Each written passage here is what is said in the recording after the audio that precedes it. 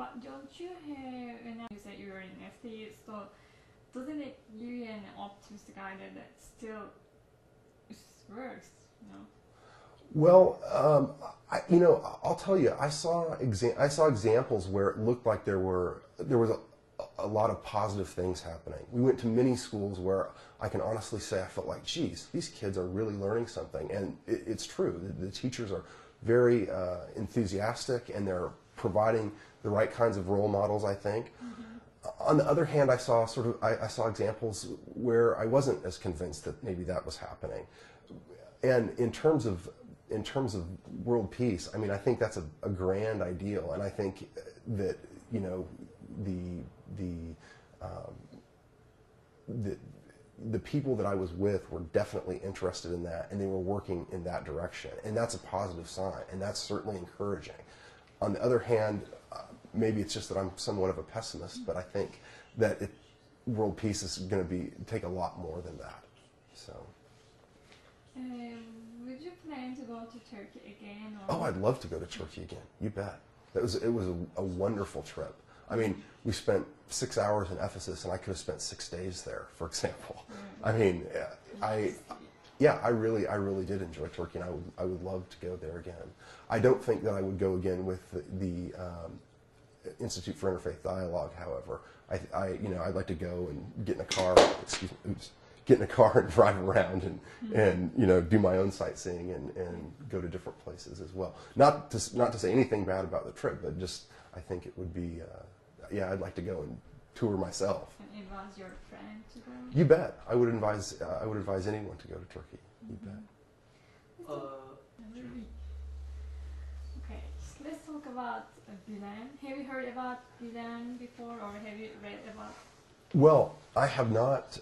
I had not read any of his material prior to the trip. However, I did read a couple of his books while on the trip and after. I read Towards a Lost Paradise. I read the book on Islamic terrorism, and I read the book. I read the introduction, his introduction to Safik Khan's book on Rumi. So I have some sense of Gulen's point of view. Yeah. Mm-hmm. Have you had any information about the education activities initiated by him? Well, only what I experienced while I was there. I mean, I haven't read anything specifically on what he himself has done. I talked to Mohammed Cretan, and he sort of explained, how Gulen started. And, that was just a conversation we had.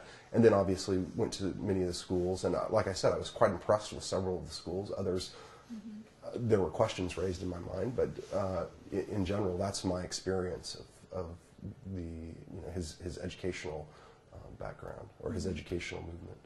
What do you think about educational activities all over the world initiated by Gulen can contribute to bringing peace in the world? Well, I think education is critical in the idea of developing peaceful solutions, and I think not just education in the sense of learning facts, but in education in the sense of developing a capacity for critical self-reflection. People calling into question their own preconceptions, their own prejudices, and even their own beliefs. I mean, questioning my own religious faith and saying, okay, am I justified in accepting these beliefs that my parents have given me or that my culture has given me? Calling those things into question, I think that's what education is. And I'm not sure that that's Gulen's aim.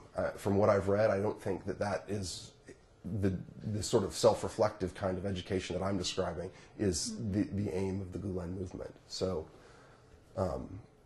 I think, yes, it's important. I think as people become educated, they become more self-aware, and even if it's not perfect, they gain that capacity. But I think what's really critical is this idea of critical self-reflection, being able to call into question these basic paradigms of understanding.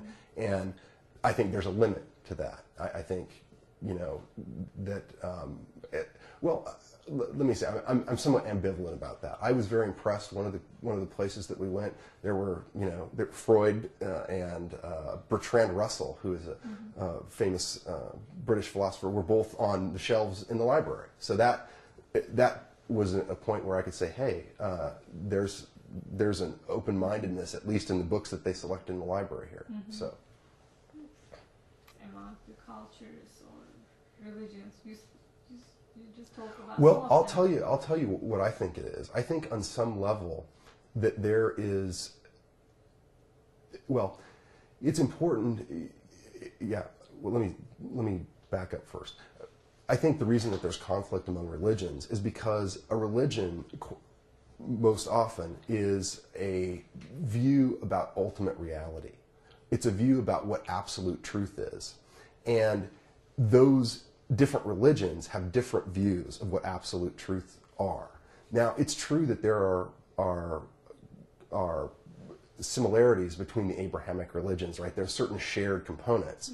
But when it comes right down to brass tacks, the Christian isn't going to change his view about what that is, that absolute truth is. And the average Muslim is not going to change their view.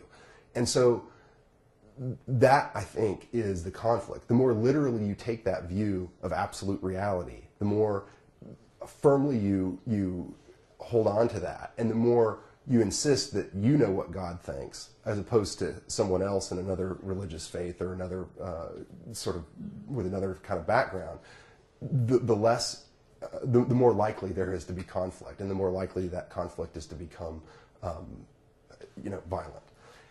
Having said that, I think what's important in terms of dialogue is a dialogue where we can set aside our faith traditions, we can set aside our views of absolute truth, and realize that, guess what? He doesn't believe the same way that I do, I don't believe the same way that he does, but I have to live with that person, and we have to enact laws, we have to enact, we have to have governments that protect their rights as well as ours, and we have to find a way to live in harmony. And I don't think that I don't think necessarily the way to do that is simply through interfaith dialogue, because it seems to sort of eliminate those people who don't have faith, and so that's a concern of mine. I think dialogue is the way to go. In fact, I'm actually writing a paper right now for the conference that you guys are going to have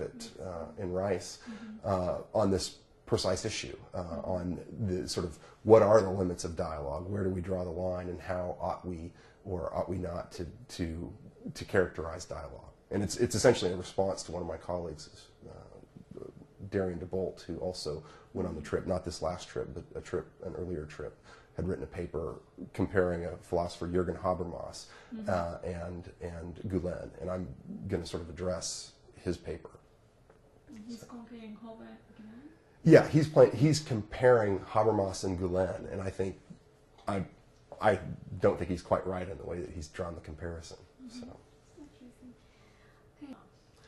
Well, I'll tell you, my view of 9/11 really. Here's the thing. I think that religion, throughout the history of humankind, religion has been used to justify very, very terrible things. And this is just another example where religion has been used as sort of a cover for something else.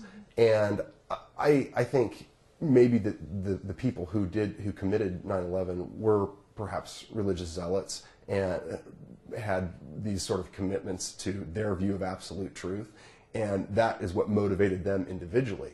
However, I think that is, when I look at 9/11, I think 9/11 is a direct result of American foreign policy. I believe that America has conducted did conduct a proxy war with the Soviet Union for 3 decades, and that spawned a lot of awful, awful things. One book I would recommend to anybody who's interested in this subject is a book called Good Muslim, Bad Muslim by Mahmoud Mamdani. And basically, he just looks at the rise of political Islam and some of the sort of radical Egyptian scholars whose ideas then filtered through madrasas and justified, sort of developed a brand of Islam that justifies that kind of attack. Now, the thing that when I look at 9/11, and I suppose I'm way out of the mainstream of most Americans, but it surprises me that something like that didn't happen